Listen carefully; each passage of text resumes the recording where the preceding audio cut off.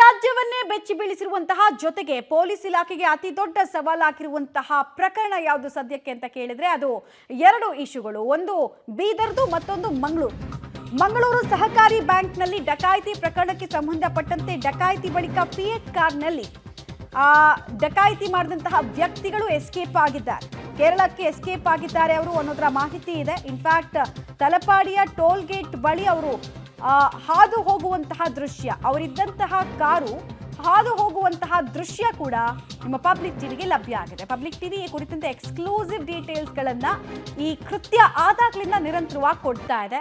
ಇದಾದ ಬಳಿಕ ಟೋಲ್ ಗೇಟ್ನಲ್ಲಿ ನೋಡಿ, ಅವ್ರ ಹತ್ರ ಫಾಸ್ಟ್ ಆಗಿರಲ್ಲ, ಬಿಕಾಸ್ ಫೇಕ್ ನಂಬರ್ ಪ್ಲೇಟ್ ಇರುತ್ತೆ. ಸೊ ಟೋಲ್ನಲ್ಲಿ ಅವರು ಆ ರಿಸಿಪ್ಟ್ ತಗೊಂಡು ಹಣ ಕಟ್ಟಬೇಕಾದ್ರೆ ಸೆರೆ ಸಿಕ್ಕಿದ್ದು ಹೀಗೆ. ಎಕ್ಸ್ಕ್ಲೂಸಿವ್ ದೃಶ್ಯ ಇದು.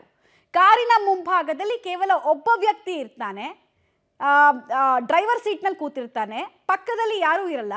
ಹಿಂದೆಗಡೆ ಇನ್ನೊಬ್ಬ ಇರುವಂತಹ ಶಂಕೆ ಇದೆ. ಹಿಂದೆ ಇರೋದ್ರ ಬಗ್ಗೆ ನಮಗೆ ಪೂರ್ಣ ಪ್ರಮಾಣದ ವಿಜುವಲ್ಸ್ ಸಿಗ್ತಾ ಇಲ್ಲ.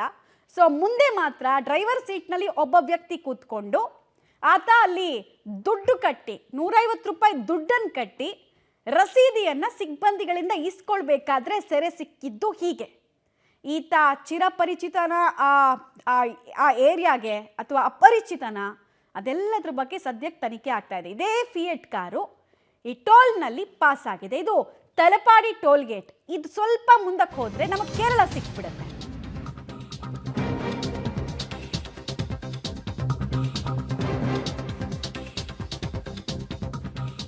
ಸೊ ನಾವೀಗಷ್ಟೇ ಎಕ್ಸ್ಪ್ಲೈನ್ ಮಾಡ್ತಾ ಇದ್ವಿ, ಟೋಲ್ ಗೇಟ್ನಲ್ಲಿ ಮಾಸ್ಕ್ ಹಾಕಿದ ವ್ಯಕ್ತಿಯೊಬ್ಬ ಕ್ಯಾಶ್ ಮೂಲಕ ಆ ಟೋಲ್ ಪಾಸ್ ಆಗೋದಕ್ಕೆ ರಿಸಿಪ್ಟ್ ಅನ್ನ ಪಡಿತಾ ಇರುವಂತಹ ಸಂದರ್ಭ ಸೆರೆ ಸಿಕ್ಕಿದ್ದು ಹೀಗೆ.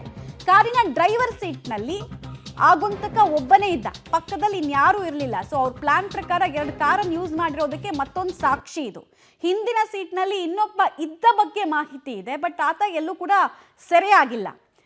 ಬಿಕಾಸ್ ಇದು ಫ್ರಂಟ್ ವಿಜುವಲ್ಸ್ ಮಾತ್ರ ನಮಗೆ ಸಿಕ್ಕಿರೋದು. ಅದರಲ್ಲಿ ಈ ಡ್ರೈವರ್ ಸೀಟ್ನಲ್ಲಿ ಇದ್ದಂತಹ ಒಬ್ಬ ವ್ಯಕ್ತಿ ತನ್ನ ಐಡೆಂಟಿಫಿಕೇಶನ್ ಗೊತ್ತಾಗಬಾರ್ದು ಅಂತ ಹೇಳಿ ಮುಖಕ್ಕೆ ಮಾಸ್ಕ್ ಹಾಕಿದ್ದಾನೆ. ಬಟ್ ಆತನ ಕಣ್ಣಿನ ಮೂಮೆಂಟ್ಸ್ ಗೊತ್ತಾಗಿದೆ, ಮತ್ತು ಆತನ ಹಾವಭಾವ ಹೇಗಿತ್ತು ಅನ್ನೋದನ್ನ ಕೂಡ ಈಗ ಟೋಲ್ ಸಿಬ್ಬಂದಿಗಳಿಂದ ಮಾಹಿತಿಯನ್ನು ಪಡ್ಕೊಳ್ತಾರೆ. ಆದರೆ ನಂಬರ್ ಪ್ಲೇಟ್ ಫೇಕ್ ಆಗಿದ್ರಿಂದ ಡೈರೆಕ್ಟ್ ಫಾಸ್ಟ್ಯಾಗ್ ಯೂಸ್ ಆಗಿಲ್ಲ. ಸೊ ಇದಕ್ಕೆ ಸಂಬಂಧಪಟ್ಟಂತೆ ಒಂದು ಪ್ರತ್ಯಕ್ಷ ವರದಿ ಇದೆ.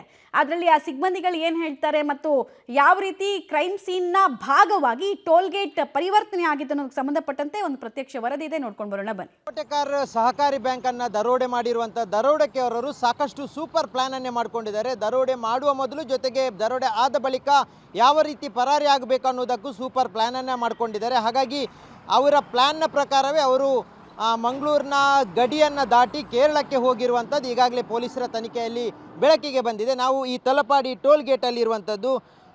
ಇವರು ಸುಮಾರು 2 ಕಿಲೋಮೀಟರ್ ದೂರದಲ್ಲಿರುವಂಥ ಟೋಲ್ ಗೇಟ್ ಇದು. ಈ ಒಂದು ಬ್ಯಾಂಕಿಗೂ ಈ ಟೋಲ್ ಗೇಟಿಗೂ 2 ಕಿಲೋಮೀಟರ್ ದೂರ ಇರುವಂಥದ್ದು. ಅಲ್ಲಿಂದ ಅವರು ನೇರವಾಗಿ ದರೋಡೆ ಮಾಡಿದ ಫಿಯೆಟ್ ಕಾರ್ನ ಮೂಲಕವೇ ಈ ಒಂದು ಟೋಲ್ ಗೇಟಿಗೆ ಬಂದಿದ್ದಾರೆ. ಈ ಟೋಲ್ ಗೇಟಲ್ಲಿ ನೀವು ದೃಶ್ಯದಲ್ಲಿ ಗಮನಿಸ್ತಿದ್ದೀರಾ, ಇದೇ ಟೋಲ್ ಗೇಟ್ನಲ್ಲಿ ಅವರು ಪಾಸ್ ಆಗಿರುವಂಥದ್ದು. ಇದೇ ರೀತಿ ವಾಹನ ಬರುವಂಥ ಏನು ಟೋಲ್ ಗೇಟ್ ಇದೆ, ಈ ಟೋಲ್ ಗೇಟ್ನ ಮೂಲಕನೇ ಇಲ್ಲಿಂದ ಅಂದರೆ ಮಂಗಳೂರು ಕಡೆಯಿಂದ ಬಂದವರು ನೇರವಾಗಿ ಈ ಭಾಗಕ್ಕೆ, ಕೇರಳ ಭಾಗಕ್ಕೆ ಹೋಗಿರುವಂಥದ್ದು. ಇದು ಈ ಭಾಗದಿಂದ ಕೇರಳದ ಗಡಿ, ಇದು ಕೇರಳದ ಭಾಗಕ್ಕೆ ಈ ಕಾರ್ನ ಮೂಲಕ ಅವರು ತೆರಳಿರುವಂಥದ್ದು. ಆದರೆ ಅದರ ಮಧ್ಯೆನೇ ಬ್ಯಾಂಕಿನಿಂದ ಬಂದ 1 ಕಿಲೋಮೀಟರ್ ದೂರದಲ್ಲಿ ಹೈವೇಯಲ್ಲಿ ಇನ್ನೊಂದು ಫಿಯೆಟ್ ಕಾರಲ್ಲಿ ಸುಮಾರು 3 ಜನರು ಆ ಒಂದು ಕಾರಲ್ಲಿ ಹೋಗ್ತಾರೆ ಅನ್ನುವಂಥದ್ದು ಈಗ ಪೊಲೀಸರಿಗೆ ಸಿಕ್ಕಿರೋ ಮಾಹಿತಿ. ಅವರು ಮಂಗಳೂರು ಕಡೆಗೆ ಹೋಗಿದ್ದಾರೆ. ಮಂಗಳೂರು ಕಡೆ ಹೋದಂಥ ಸಂದರ್ಭದಲ್ಲಿ ಅಲ್ಲಿ ಕದ್ರಿಯಲ್ಲಿ ಒಂದು ಮೊಬೈಲನ್ನು ಎಸ್ತು ಹೋಗಿದ್ದಾರೆ. ಈ ಮೊಬೈಲು ಬ್ಯಾಂಕಲ್ಲಿ ದರೋಡೆ ಮಾಡುವಂಥ ಸಂದರ್ಭದಲ್ಲಿ ಅಲ್ಲಿನ ಸಿಬ್ಬಂದಿಯಿಂದ ಕಿತ್ಕೊಂಡಿರುವಂಥ ಮೊಬೈಲ್, ಅದನ್ನು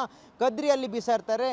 ಕಾರಣ ಇಷ್ಟೇ, ಅಲ್ಲಿ ಗೊತ್ತಾಗುತ್ತೆ ಇವರ ಪೊಲೀಸರಿಗೆ ಯಾವ ರೀತಿ ಟ್ರ್ಯಾಕ್ವನ್ನು ತಪ್ಪಿಸಬೇಕು ಅನ್ನುವಂಥ ಕಾರಣಕ್ಕಾಗಿ ಪೊಲೀಸರು ಕದ್ರಿಗೆ ಹುಡುಕಾಡಬೇಕು ಅನ್ನೋಂಥ ಕಾರಣಕ್ಕಾಗಿ ಮೊಬೈಲನ್ನು ಕದ್ರಿಯಲ್ಲಿ ಬಿಸಾಡಿ ಹೋಗಿದ್ದಾರೆ. ಆದರೆ ಚಿನ್ನಾಭರಣದ ಜೊತೆಗೆ ಪರಾರಿಯಾಗಿರುವಂಥ ಇಬ್ಬರು ಡಕಾಯಿತರು ಯಾರಿದ್ದಾರೆ ಅವರು ಈ ಭಾಗದಲ್ಲಿ ಕೇರಳಕ್ಕೆ ಪರಾರಿಯಾಗಿದ್ದಾರೆ.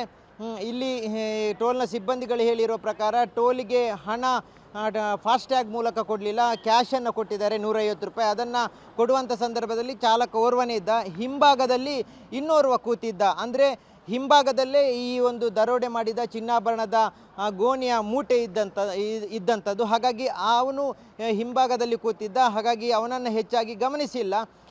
ಚಾಲಕ ಯಾರಿದ್ದಾನೆ ಅವನು ಮುಂಭಾಗದಲ್ಲಿ ಕೂತಿದ್ದ, ಅವನು ಅಲ್ಲಿಂದ ಕಾರನ್ನು ಚಲಾಯಿಸಿಕೊಂಡು ಕೇರಳದ ಭಾಗಕ್ಕೆ ಹೋಗಿದ್ದಾನೆ ಅನ್ನುವಂಥದ್ದು. ಹಾಗಾಗಿ ಈಗ ಕೇರಳದಿಂದಲೂ ಅವರು ತಮಿಳುನಾಡಿಗೆ ಬೋಟ್ನ ಮೂಲಕ ಹೋಗಿದ್ದಾರೆ ಅನ್ನುವಂಥ ಮಾಹಿತಿ ಒಂದು ಪೊಲೀಸರಿಗೆ ಸಿಕ್ಕಿರುವಂಥದ್ದು. ಹಾಗಾಗಿ ಅವರು ಹೊರ ರಾಜ್ಯದ ಡಕಾಯಿತರು ಅಥವಾ ಹೊರ ರಾಜ್ಯಕ್ಕೆ ತೆರಳಿದರೆ ಸೇಫ್ ಆಗ್ತೇವೆ ಅನ್ನುವಂಥ ಪ್ಲ್ಯಾನನ್ನು ಮಾಡಿಕೊಂಡು ಬಂದಿರುವಂಥ ಡಕಾಯಿತರು ಅನ್ನುವಂಥದ್ದು ಈಗಾಗಲೇ ಪೊಲೀಸರ ಪ್ರಥಮ ಹಂತದ ತನಿಖೆಯಲ್ಲಿ ಗೊತ್ತಾಗಿರುವಂಥದ್ದು. ಒಟ್ಟಿನಲ್ಲಿ ಈ ಟೋಲ್ ಗೇಟ್ನ ಮೂಲಕವೇ ಕೇರಳಕ್ಕೆ ಹೋಗಿದ್ದಾರೆ, ಕೇರಳದಿಂದ ತಮಿಳುನಾಡಿಗೂ ಹೋಗಿದ್ದಾರೆ ಅನ್ನುವಂಥ ಮಾಹಿತಿ ಈಗ ಪೊಲೀಸರಿಗೆ ಇರುವಂಥದ್ದು. ಹೀಗಾಗಿ ಕೇರಳದಲ್ಲಿ 2 ಪೊಲೀಸರ ತಂಡ ಈಗಾಗಲೇ ಕಾರ್ಯಾಚರಣೆಗೆ ಇಳಿದಿರುವಂಥದ್ದು. ಆದಷ್ಟು ಬೇಗ ಆರೋಪಿಗಳ ಪತ್ತೆ ಆಗಬೇಕು ಅನ್ನುವಂಥದ್ದು ಬ್ಯಾಂಕಿನ ಗ್ರಾಹಕರು ಮತ್ತು ಸಾರ್ವಜನಿಕರ ಒತ್ತಾಯ ಆಗಿದೆ. ಕ್ಯಾಮ್ರಾಮನ್ ನಿಶಾಂತ್ ಜೊತೆ ಸುಖಪಾಲ್ ಪೊಳಲಿ, ಪಬ್ಲಿಕ್ ಟಿವಿ, ಮಂಗಳೂರು.